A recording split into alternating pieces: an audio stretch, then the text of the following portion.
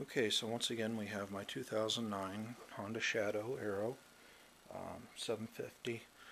I've gotten a few requests on how to do other things than simple oil changes and lifter adjustments, and one of the common things I get is how do I adjust my throttle cables?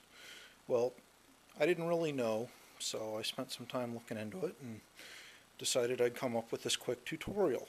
First thing you need to do is make sure that your throttle actually needs to be adjusted.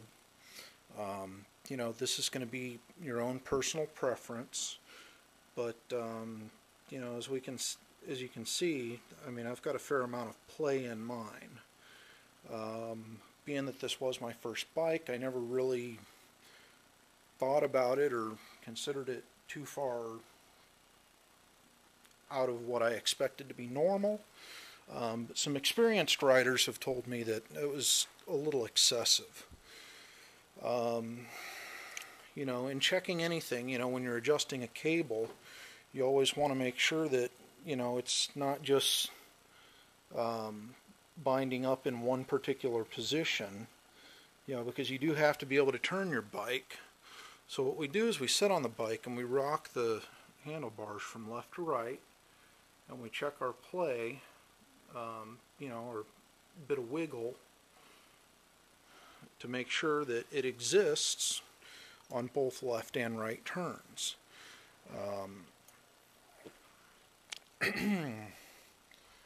You know, because I mean, you don't want to be in the middle of a turn and then have your throttle rev up.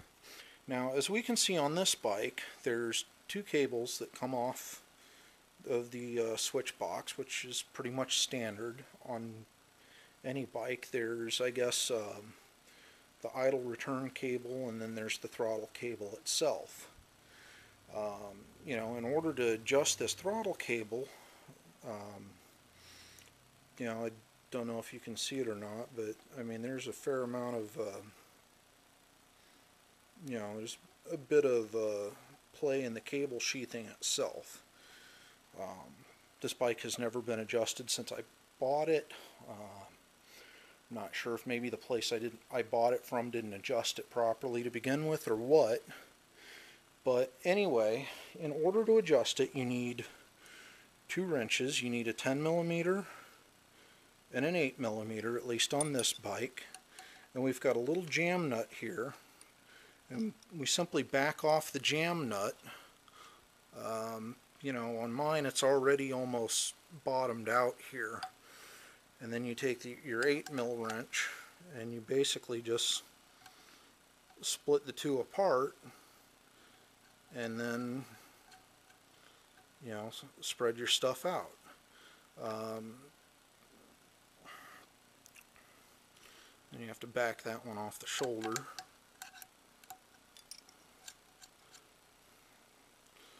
Now, when adjusting these, I mean, being that it is pretty much my first bike and I've never really had to do this before, I mean, we can already see that's what little adjustment I did has already taken a good amount of slack out of the throttle. You know, from what I hear, you always want your throttle to be able to snap back. You know, that lets you make sure that the throttle's closing completely, and you know, your bike's going to slow down the way it should. You know, you're not going to be over revving everything. And then, like I said, the other thing you want to do is, once you think you've got your throttle cable adjusted to where you want it, you know, go ahead and get back on your bike, turn your handlebars from right to left, you know, and fiddle with your throttle cable. You may find that it's a little bit sloppier turned one way, you know, when it's turned farther one way than the other. You know, the distance between here and the butterfly on your throttle will change, but the length of the cable won't. You know, that's why we've got a bit of adjustment in here. Now I'm going to turn mine out a little bit more to take just a little bit more slack out here. I mean, as we can see, I've still got a little bit of wiggle in there, but you know, now my handlebar or my throttle definitely has a lot less wiggle to it. And you know, again, this is kind of a personal preference as far as where you do set it. To me, where it's at right now feels pretty good, and there's still a little bit of play in it. You know, I've always liked my cables nice and tight. Personally, it just seems to me you get a little bit better response out of whatever you're working with, be it a car, truck, boat, or motorcycle. But I mean, as we can see here, now that the throttles or the handlebars are kicked all the way over, that's getting, you know, to where there's not really a whole lot of play in it. And if we go back the other way, you know, there's a little bit more play.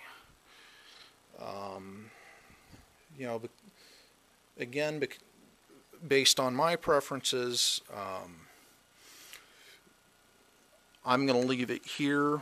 You know, other riders may decide they like theirs a little tighter or a little looser. It all depends on, it all depends on your own personal feel and what you think works best for you.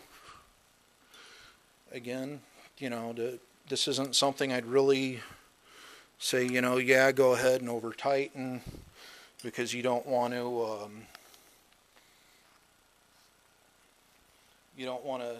take the chance that, you know, you might be going around a corner expecting to slow down, and then your bike speeds up on you. And you know, with these being jam nuts, you don't need a whole lot of torque on them to hold them together. And if your bike has the little plastic boot thing, I guess slide it back up. And as we can see, we've taken quite a bit of the slack, not only out of the throttle itself, but we've also changed its position a little bit. That's pretty much all there is to adjusting throttle cables. It's a bit easier than I thought it was. You know, should be no big deal for anybody else. You know, I guess there's a few other ways of doing it. Some people say that it's a good idea to take the air filter cover off, take the air filter out, and then pay particular attention to the butterfly on the carburetor to make sure it opens up all the way and it's fully level when you've got the throttle all the way on. That way you know that your bike's opening up all the way.